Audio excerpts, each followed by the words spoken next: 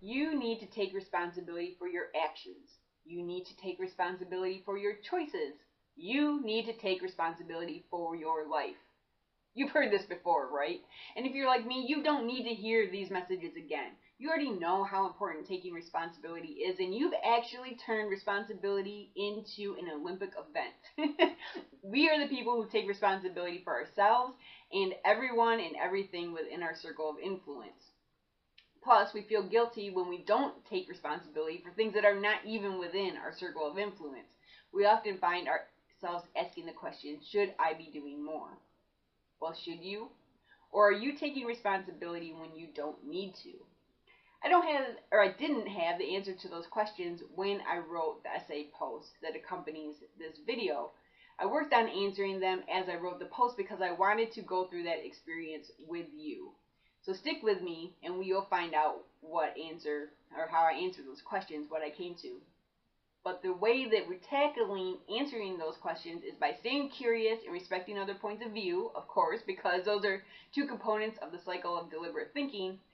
We're going to see what some of the experts had to say about taking responsibility. And the experts I consulted with were Eckhart Tolle, Dr. Jordan B. Peterson, of course, J. Krishnamurti. There we go. These names are not easy for me. J. Krishnamurti, Sadhguru, and Olivia De Silva. So what we're going to do is look at their opinions, and then we're going to see if we can meld them together into one that makes sense to deliberate thinkers like us.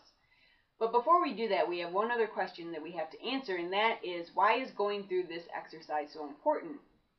Well, it's because I want you, and me of course, to live the fulfilling life we were meant to live. And in order to do that, we have to meet our esteem needs. And when I talk about these needs, I'm of course referring to the needs outlined by Abraham Maslow in his hierarchy of needs. But esteem needs are dignity, independence, respect. Those are just a few. And it stands to reason that it's going to be pretty difficult to meet our esteem needs if we are in the habit of taking on responsibilities that are not ours. These things that we take responsibility for and that we bear the burden for are not ours to carry. But they're also not even under our control. Yet we will judge ourselves and value our self-worth based on how well we meet these perceived responsibilities. And how the heck are we supposed to gain self-esteem, dignity, independence, and self-respect if we're always evaluating ourselves based on something that we have no control over? If we expect ourselves to always anticipate other people's needs, and if we take personal responsibility for other people's problems. We can't, right? Of course. And that's why we're going to go through this exercise, because learning what we need to take responsibility for will help us get one step closer to becoming self-actualized and realizing our full potential. Plus, quite frankly, I'm just sick of fighting this fight every single day myself. Trying to figure out what my responsibilities are, what my responsibilities are not. Sick of feeling guilty for taking on things that I feel like I should be taking on. So I also wrote this post hoping to gain some clarity right along with you. So without further ado, let's see what the experts had to say. And the first expert that we're going to consult with is Eckhart Tolle, and he is a spiritual teacher. And I'm going to let the cat out of the bag right now and just tell you what Tolle's answer to the question, what is my responsibility, was. And his answer is your state of consciousness. Which isn't really a surprising answer given that it's coming from a spiritual teacher, but it really does make a lot of sense. And in this context, when we are talking about state of consciousness, we're talking about your awareness of yourself and your environment in any given moment in time. So it's your thoughts, feelings, your perceptions, and really your state of consciousness creates your world, at least according to Tolle it does. And then he goes on to say that a diseased and dysfunctional, and those are his words, a diseased and dysfunctional state of consciousness creates a diseased and dysfunctional world, which seems to imply that we have a responsibility to create a healthy and functional world, and the way that we do this is by taking responsibility for our state of consciousness. After all, the world we create is a byproduct of our actions. Our actions are a byproduct of our thoughts, feelings, and perceptions, or our consciousness. And that's why we need to take responsibility for our state of consciousness. And in turn, what we're going to do is we're going to create a better world for others and for ourselves. Now, if you're like me, you're going to Now that you have this knowledge, you're going to be responsible for making sure that other people know that they need to take responsibility for their state of consciousness. So what does Eckhart Tolle have to say about that? Well, he says, and I'm going to quote here, "It's enough for you to take responsibility knowing there's still a few million others who don't know that they can take responsibility because they live in such unconsciousness." In other words, it's not your problem. This is what I tell myself every day. It's not your problem. Worry about your own consciousness and the rest will fall in place. If everyone would just do that, the rest would just fall in place. Okay, so we're moving on to our next expert, Dr. Jordan B. Peterson, of course, and he is a clinical psychologist and professor. And Peterson would tell you that your responsibility is to pick up the heaviest thing that you can and carry it. Yikes. You know, when I hear those words, it just sounds so intimidating and it sounds almost unachievable. So we need to unravel this thought a bit. And before we can really grasp what Peterson is trying to convey to us, we have to first accept some things about ourselves and about our world. For starters, we have to accept the fact that we live in a world where there's always going to be some kind of oppression and suffering within our society. We will always be at the mercy of nature and at the mercy of the doctrine of survival of the fittest.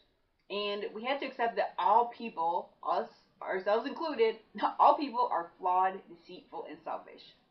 And in spite of these truths, our responsibility is to maintain a level of what Peterson calls optimism that is not naive. Meaning that we bear our burdens, in what he says we struggle uphill. We bear our burdens, we struggle uphill to reveal our best selves, or the best of ourselves. Even though we know that we're never going to be able to change these truths. So then you might be asking yourself, well, why the heck would I want to struggle uphill? Well, the reason is because taking responsibility for our lives and seeking truth these two things are the secret to a meaningful life, at least according to Peterson. And he goes on to add, I'll quote here, "If you were able to reveal the best of yourself to you and the world, that you would be an overwhelming force for good." That's why we pick up the heaviest thing that we can and we carry it. Because it will lead to a meaningful life and will become an overwhelming force for good. Both of which are our responsibilities. Our next expert, J. Krishnamurti. There, I think I got it right that time. J. Krishnamurti, and he's a philosopher. First of all, Krishnamurti is not a fan of the word responsibility to begin with, and his reasoning is really so intriguing. And I'll do my best to explain it, but it's something I'm still kind of having a hard time grasping myself. So prepare to have your mind blown, because it's one of those concepts that both makes complete sense and no sense at all at the same time. So Krishnamurti's beef with the word responsibility is that it implies division. And what he says is not only do our perceived responsibilities separate us into groups, because it separates us in groups based on ideologies, based on our sense of duty in a given situation, and based on social class. Our perceived responsibilities, for some reason I can't say that all of a sudden, our perceived responsibilities compel us to separate ourselves into two entities. Because when you say, I'm taking responsibility for myself, you've just created two entities. The you who is responsible and the you who the you is responsible for.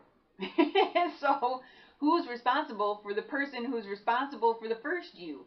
It really doesn't make any sense when you stop to think about it, and when you think about it that way, does it? So is your mind blown yet? Because I got more coming at you here. So Krishnamurti's other beef with the word responsibility is that has to do with the actual origin of the word itself. So the noun responsibility comes from the Latin verb respondere, meaning to respond, which means that your perceived responsibilities are responses you have programmed into your brain based on past experiences, and really they're nothing more than that. And this is why your perceived level of responsibility changes, and the way that you respond to people varies depending on who that person is and what role they play in your life. But how can your response to someone today depend on your memory of past events and the way that you're recognizing a current event in light of past events? because that really seems pretty subjective, doesn't it? And shouldn't responsibilities or duties be a little bit more objective? Now, that has to blow your mind. When you really start to think about that, your mind would just kind of start going around in circles. And although Krishnamurti didn't directly answer the question posed to him, which was, what is our responsibility to ourselves and others, what I took from his response was this. Our responsibility is to be at one with ourselves and with others and with the present moment. And it is to recognize that everyone is connected in a way. And in a sense, our responsibility is to stop defining what our responsibility is to begin with and just focus on whatever is best, doing whatever is best for the common good. Our next expert is Sadhguru, and he is a yogi. And Sadhguru's take on taking responsibility, his message is pretty short and sweet. He says, all the things you are and all the things you are not are your responsibility. And that, again, a circular thought here, but basically what he's saying is how you choose to react in life, or how you choose to react to life, even if that reaction is one of inaction, is 100% up to you. It's 100% your responsibility. And like I said, that's really a pretty complex thought. It's such a simple statement, but it's really a complex thought to wrap your head around. It's one of those messages, like I said, it makes complete sense and no sense at the same time. And that's why it's so important to examine it, because as Sadhguru would say, only after you take responsibility for all the things you are and all the things you are not, will you be able to, and these are his words, so only after you take responsibility will you be able to explore the depth of the possibility you hold. Or, as we would say here at the Expectation Gaps, realize your full potential. And last but not least, our fifth expert to weigh in here is Olivia De Silva, and she is a life purpose coach. And the message I received from De Silva speaks directly to the people this post was written for. And those are the people like me who take on the burden of responsibility for everyone and everything within their circle of influence. And she refers to this as misguided responsibility. And accepting misguided responsibility makes us feel like it's our duty to make life better for others somehow. And when we can't, we feel guilty for the opportunities that we have been given, and also we feel guilty for our lack of suffering sometimes. And we might end up asking ourselves, who am I to have the life I have when so many others are suffering? And it sounds like we're being altruistic, right? That we want to selflessly serve others. But the truth is, as De Silva pointed out, we're actually being pretty arrogant, because it's pretty arrogant to think that someone else's problems are ours to solve. It's pretty arrogant to think that we somehow know what's best for someone else, and that we can begin to understand the adversities that that person has faced. So instead, De Silva suggests that we focus on taking responsibility as follows. We should be available and offer support to people when they are ready to ask for our help. We should make the most of the opportunities that are put in front of us, and we should go after whatever it is that we feel called to do. And we do this and we lead by example in honor of the people who can't. And then this leads us back to the question at hand, which is, are you taking responsibility when you don't need to? Now that some of the experts have weighed in, it's time to meld their thoughts together and see what I came up with here. And you could come up with your own thoughts too. That would be awesome. And let me know what they are for sure. So here's what I came up with. You need to take responsibility for staying true to yourself. There's 5 things. So number 1 is staying true to yourself. Number 2 is creating a meaningful life. Number 3 is taking full advantage of the opportunities you're given. Number 4 is using those opportunities to be a force for good. And number 5 is offering support to people when they are ready to ask for it and ready to accept it. So this list really highlights something I'm beginning to understand, which is that our responsibilities to ourselves and our responsibilities to others are really one and the same. When we meet our responsibilities to ourselves, we are in a much better position emotionally, physically, financially, etc. We're in a much better position to serve others. And at that point, we won't be resentful or feel guilty or anything for serving others, because we won't see serving others as a burden, but rather we will see it as the fuel that we need to maintain the meaningful life that we have created.